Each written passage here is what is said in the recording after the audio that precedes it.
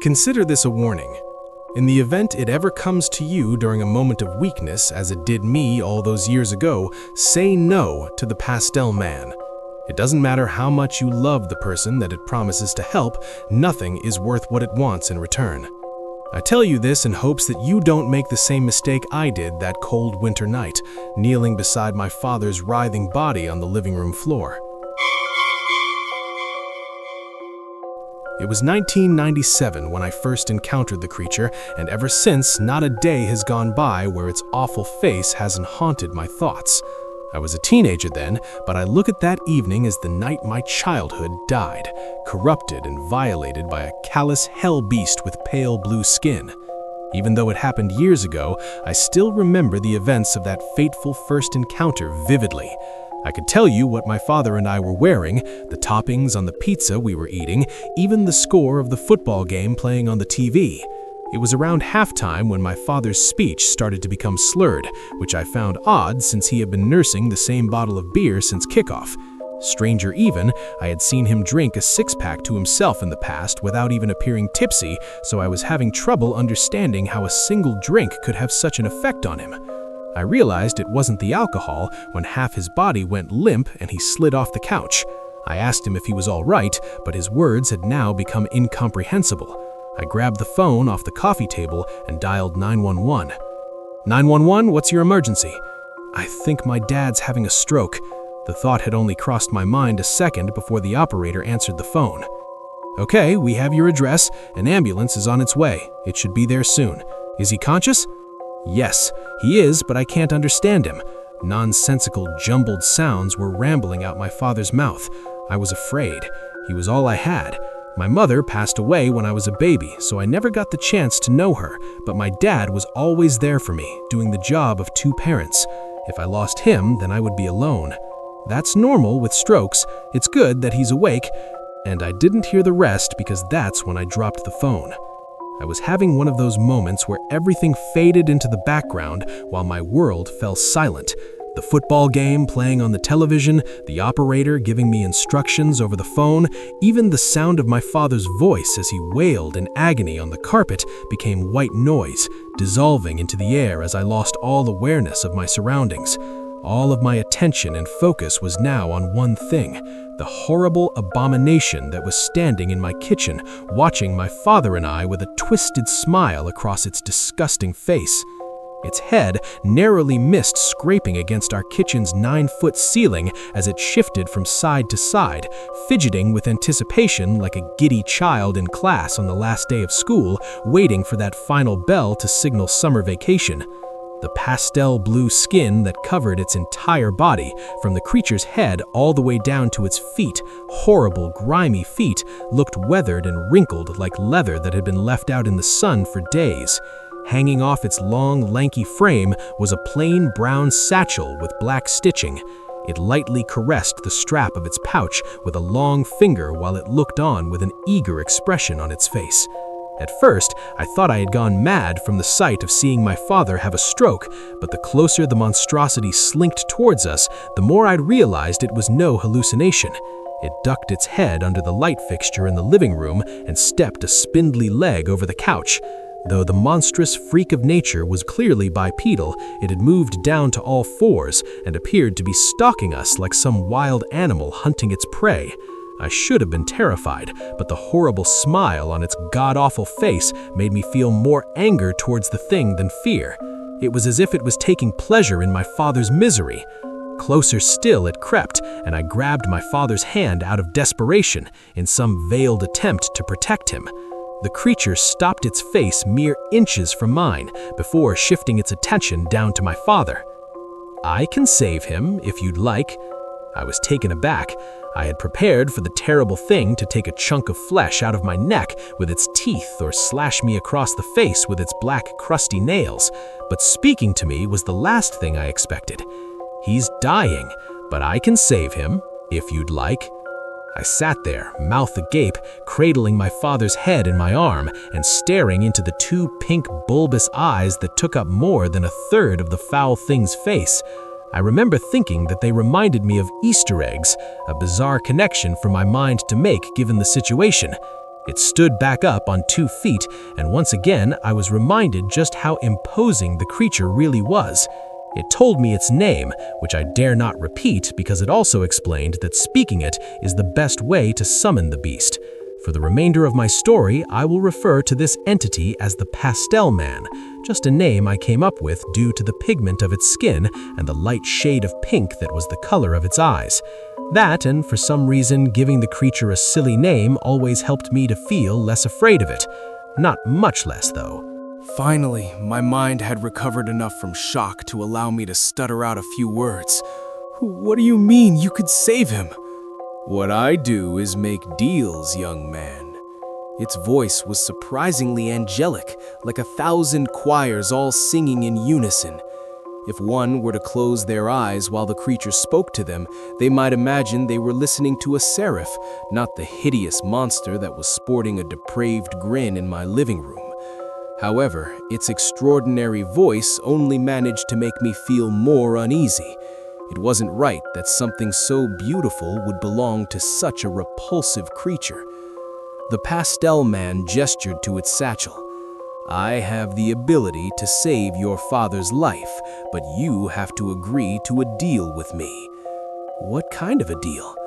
Everything happens for a reason, even death. Its mischievous smile widened just a bit as if the creature was getting to the punchline of a joke. It's true that I can save your father's life, but someone must die in his place. One shall die, so another may live. That's the deal. I clutched my chest. Not you, what would be the point? No, I'm giving you the option to choose the person who will be replacing your father this evening. I was stunned by what I was hearing. Are you deaf? The Pastel Man threw its head back and let out a terrible howl. It was only later that I would come to realize that was how the wretched thing laughed. No, I'm certainly not the Grim Reaper, although you aren't the first person to ask me that. I'm not the devil either, nor do I work for him. Let's just say I'm an independent contractor, shall we? 2 tiny holes that lied on the center of its face in the absence of a nose flared in satisfaction of its explanation. I can choose anyone? Well, not anyone. That wouldn't be very fun, would it? I could see a row of shark-like teeth hiding in its mouth as it separated its lips to speak. Your father's replacement must be someone else in your life. I'm not a murderer. My voice was tiny. It barely escaped my mouth. I looked back down to my father. He had lost consciousness and his skin was becoming pale. And I don't think I could kill anyone I know. That's correct. You don't have to murder anyone, young man. The sly creature was moving into its final pitch. All you have to do is tell me who it is you want dead, and I will do the rest. Surely there must be someone you wouldn't mind out of your life. A teacher, an ex-girlfriend, a rival at school, perhaps?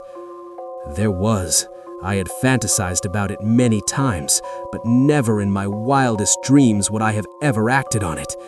Everyone has that person in their life who is toxic, someone who makes getting up in the morning more difficult, and I was certainly no exception. Walter Flanagan, I muttered under my breath. Who? Walter Flanagan. He's the guy at school who gave me this. I lifted my shirt and showed it the handprint-shaped bruise on my chest that Walter had given me during one of his infamous hazing sessions in the locker room earlier that week. He's been shoving me into lockers and beating me up since I was a freshman. The faculty doesn't do anything since he's the best football player in the history of our school. He's a 5-star recruit going to a huge college next year. ESPN even did a piece on him. Ah, the Pastel Man began to snicker to itself. It somehow widened its already enormous pink eyes even more, then crouched back down to get face to face with me again. What fun is being a king without serfs to torment, eh? Well, I'm tired of being tormented, so just go and kill him before I change my mind. The Pastel Man shot a massive hand out and wrapped its long fingers around my face. The grin that it was wearing since I first laid eyes on it had now been replaced by a scowl. "You do not tell me what to do. Are we clear?" I nodded sheepishly. The grip it had on my face was so tight. I understood then and there that if it wanted to, the creature could easily snap my neck or crush my skull like an egg. Good, because it's not so simple, young man. There are steps that must be taken. Steps? Yes. A playful smirk once again returned to the Pastel Man's face. "I have the ability to save your father's life, but you have to agree to a deal with me." "What do you mean?" "You will have to be present when this Walter Flanagan dies. In fact, I need you to summon me or else I can't complete my end of the bargain. Get the boy alone and speak my name. You must watch him die by sunrise, or else you will be violating the terms of our agreement. So, do we have a deal?" I nodded again, and the monster released its hold of my face before snatching my hand. Its giant paws swallowed my palm as we shook to cement the deal. "Excellent. With this handshake, our deal is binding, young man." I watched curiously as the Pastel Man reached into his satchel and fumbled around until it found what it was looking for. In between its repugnant fingers, it held a strange-looking insect about the size of a quarter. The bug buzzed its wings in an attempt to flutter away, but could not escape the Pastel Man's grasp. With its other hand, it pushed down on my father's jaw in order to open his mouth. "What are you doing?" I asked, but the Pastel Man didn't answer. It then violently stuffed the insect in my father's mouth, jamming it down his esophagus with its filthy fingers. The Pastel Man rose once more to its feet. "There, the deed is done. Your father will recover in full. Now it's your turn. Remember, the boy dies by sunrise, or the deal is off." It turned its back to me and began to slither away. "What if I change my mind?" I asked. The creature stopped almost mid-stride and twisted around. Again, its smile had been supplanted by an awful sneer. I felt even less safe than when it was holding my face in a vice grip earlier. "Your father's health has already been restored, so someone must replace him. One must die, so another shall live. That was the deal. If you fail to complete your end of the bargain, then that someone will be you. Believe me when I say this, young man. I don't need to be summoned once our deal has been broken. I will come for you. That is a promise. And when I do, you're going to wish you never crossed me." With that, it continued out the kitchen and through the back door. I chased after it, but by the time I got outside into the backyard, the thing had disappeared. It was then that I spotted the lights of the ambulance as it pulled up across the street from my house. I flagged down the EMTs and led them to my father. It wasn't difficult to find Walter. I knew exactly where he was going to be, but I had completely lost track of time while waiting to hear from my father's doctors in the ICU. I had to hurry to Eddie Gillen's house. Eddie's parents were out of town, and he had been talking all week at school about the rager he planned on throwing. There were two things I knew about Walter. One, Eddie was his best friend, and two, he never missed a party. It was somewhere around 3:30 a.m. when I pulled my car up to Eddie's. I parked a little ways down the street so I wouldn't be spotted. Because I'd gotten held up at the hospital, I feared that I had missed my chance to catch Walter. My concerns were alleviated when I saw his raised pickup truck still parked in the driveway. Another thought crossed my mind. What if Walter had gotten too drunk and passed out? I tried to think of a way to get into Eddie's and get Walter alone long enough for the Pastel Man to do whatever it was it had planned. Luckily for me, it wasn't too long before Walter stumbled out of Eddie's front door and climbed into his truck. I let out a sigh, having just escaped a potentially challenging problem. He pulled out and I followed behind, staying far enough away so I wouldn't tip him off. He was drunk. Even from the distance I was tailing him, I could see his truck swerving in and out of its lane. The Pastel Man's otherworldly voice played itself over and over like a heavenly broken record in my mind. "You must watch him die by sunrise." I wondered if I even had the courage to summon the creature again. Seeing it once that night was traumatic enough. Could I really handle looking into its horrible face for a second time? And what about Walter? Even though he was a huge ass, he didn't deserve to die, and certainly not at the hands of that thing. It will kill you if you don't let it kill him. Just remember, you're doing this for Dad. I'm not sure if it was the little angel on my shoulder or the little devil that was whispering in my ear. I looked out my driver's side window. A pink ribbon lined the horizon, the very first signs of sunlight making its presence known in the dark evening sky. In a couple hours, morning would arrive, and I would be too late to complete my end of the bargain. I would see the Pastel Man one way or another. Walter lived up in the foothills outside of town, where some of the wealthier people owned homes. I had been there once for a school project, one where I did all the work and he ended up taking the credit. We had come to a part of the road leading towards his house that cut through a wooded area. I knew there would be no houses for a stretch, so I decided that was where I would make my move. I sped up until I was tailgating the truck, then started flashing my brights and honking my horn. I was prepared to rear-end him in order to get him to stop driving, but it didn't even take that to get the job done. He must have been panicking. His truck started swerving violently across the street before running off-road, sideswiping a tree and coming to a complete stop. I pulled up behind him, then hesitated for a moment. A glimpse of the creature's grin flashed through my mind, causing me to shudder. I got out of my car, but left the engine running and my headlights on. "Hey, Walter," I shouted. Walter's door jerked open and he jumped out the truck to the ground below. Sean the Shithead. He was confused, but clearly annoyed. Sean the Shithead was the nickname he had affectionately given me on my second week of school. Within a month, he had my entire class calling me it. "You think that was funny? I'm gonna fuck you up, you little bitch." He stormed towards me with both fists clenched. Again, doubts crossed my mind about whether or not I could pull the trigger. Guilt began to pump through my veins. Walter's life was about to end, and it was gonna be because of me. Memories darted through my consciousness. All the after-school beatings I took at the hands of Walter, the Pastel Man's wicked smile, the look on my father's face as he kicked and screamed on the living room floor. Finally, those words, spoken through that unnervingly angelic voice of that terrible monster. "One must die, so another shall live." Walter was moving closer. It was now or never. I had to choose whether or not I would summon the beast before the decision was out of my hands. I shouted the Pastel Man's real name out in a burst of emotion aimed directly at the star football player. Walter paused for a moment, looking at me in confusion, then recollected himself and proceeded towards me again. The Pastel Man was nowhere to be seen. For the second time that evening, I wondered if I had gone insane. Could everything that had happened to me that night been in my head? What was real? Was my father even sick? Again, I repeated the thing's name in an effort to summon it, but this time it did nothing to hinder Walter's pursuit of me. He violently shoved me against the hood of my car, grabbed hold of my shirt collar and spun me around.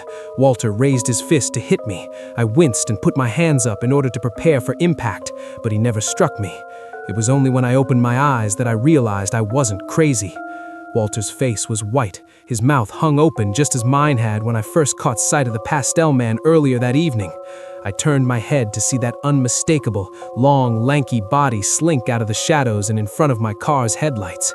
Its face still wore that warped smile, and I knew just beyond those thin lips was a mouth full of tiny daggers, capable of tearing muscle from bone. Neither Walter nor I said a word. I think I might have been almost as terrified as him. My stomach began to feel sick as the Pastel Man stalked ever closer. I didn't look at Walter's face. How could I? The boy was about to die at the hands of this horrible monster, and it was my fault. I didn't have to summon it. I didn't have to shake its hand. I'm sorry. I truly was, and I still am. I hadn't taken my eyes off the Pastel Man, but I think it had more to do with not being able to look Walter in the face than fear for my life. Walter said nothing. My car's headlights fell on the creature's face, and now we could both see it clearly. The Pastel Man's large pink eyes seemed to glow bright in the light of the headlamps. Walter let go of me and made a break for his truck, but the hell beast pounced on him with a surprising amount of speed and agility that I had yet seen it demonstrate. His screams were met with only apathy from the creature as it dug those filthy black fingernails into Walter's abdomen.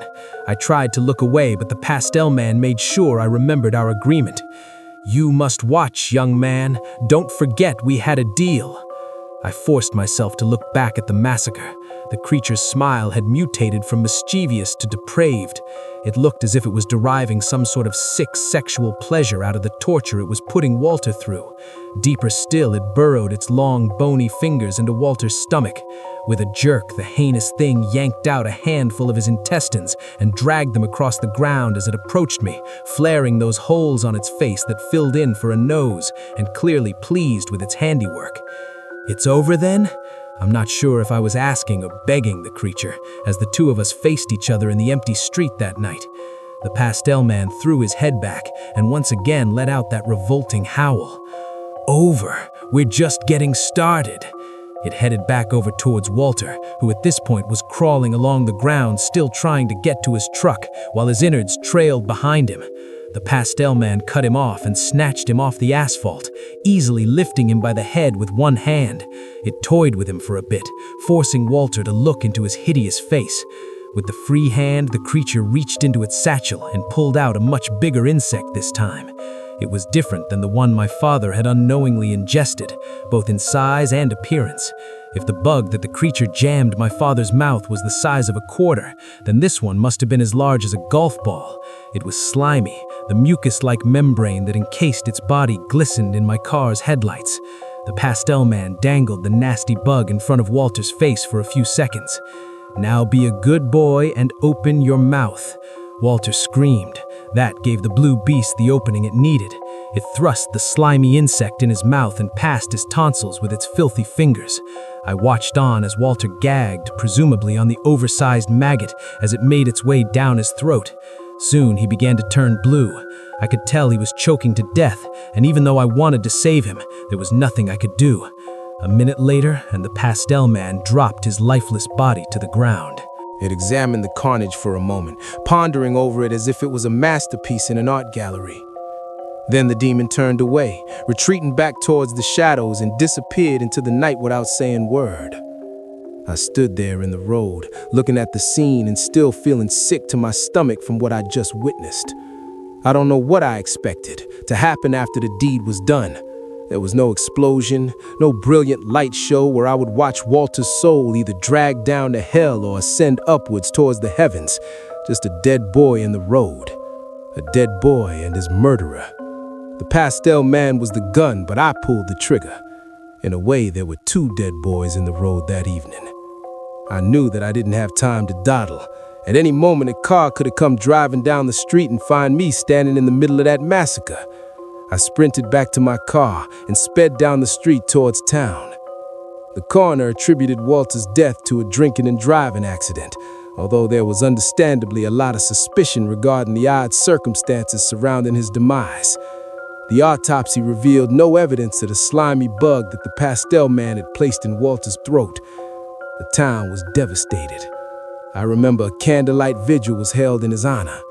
A couple of big news outlets covered his death because of Walter's status as an elite college football recruit.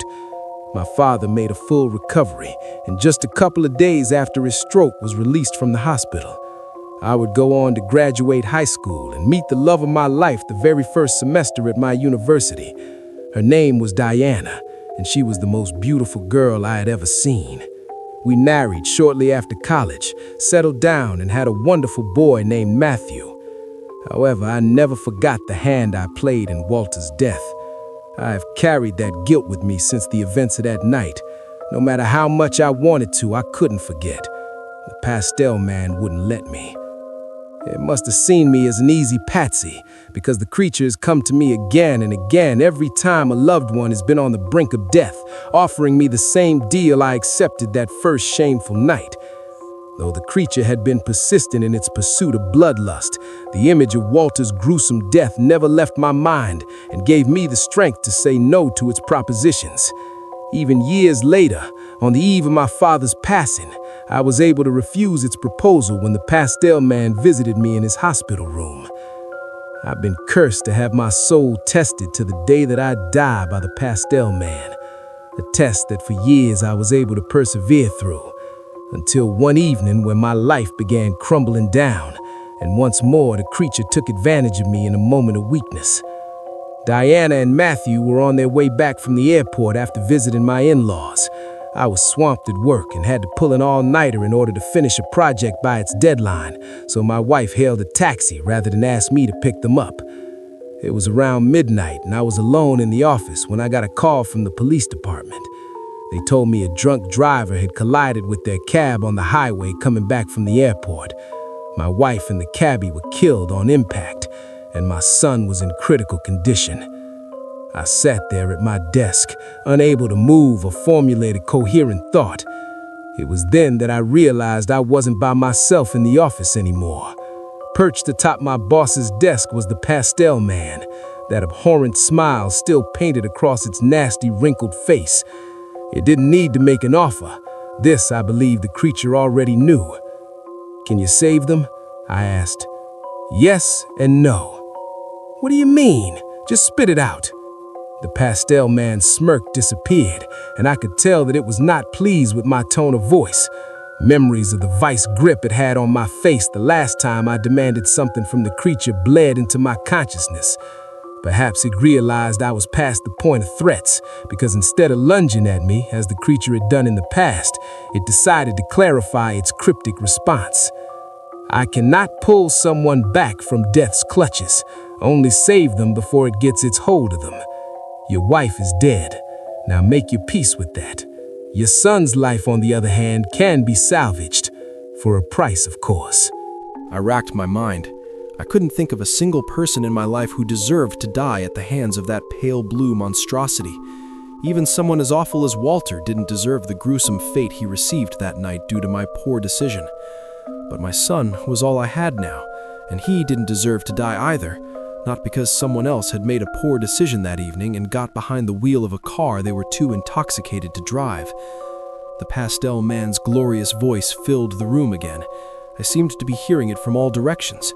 "The drunk driver that crashed into your family's cab is still alive and in the very same hospital as your son. Why not him?" For the first time that evening, I looked into the large pink eyes of the creature. "You said it has to be someone I know?"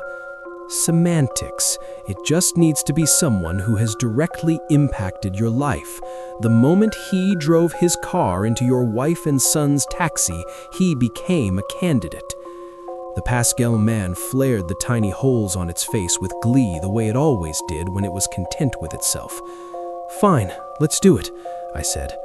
I shook its giant hand to make the arrangement official, and with that, the Pastel Man gave me the instructions to complete our deal. When I met with the doctors at the hospital, they updated me on the condition of my son. "We've done all that we can, but he's a fighter." The doctors feigned optimism, but I could see in their eyes that they didn't expect him to make it through the night. They led me to his room and gave me some time alone with him. The Pastel Man was already there when I entered, smiling down on his broken body. Quickly, I shut the door behind me and nodded to the creature. It reached a gangly arm into its satchel and pulled out the same type of strange-looking insect it had shoved down my father's throat. I opened Matthew's mouth, and with 2 grubby fingers, the creature crammed the bug deep into his oral cavity. "He will make a full recovery. Now it's your turn."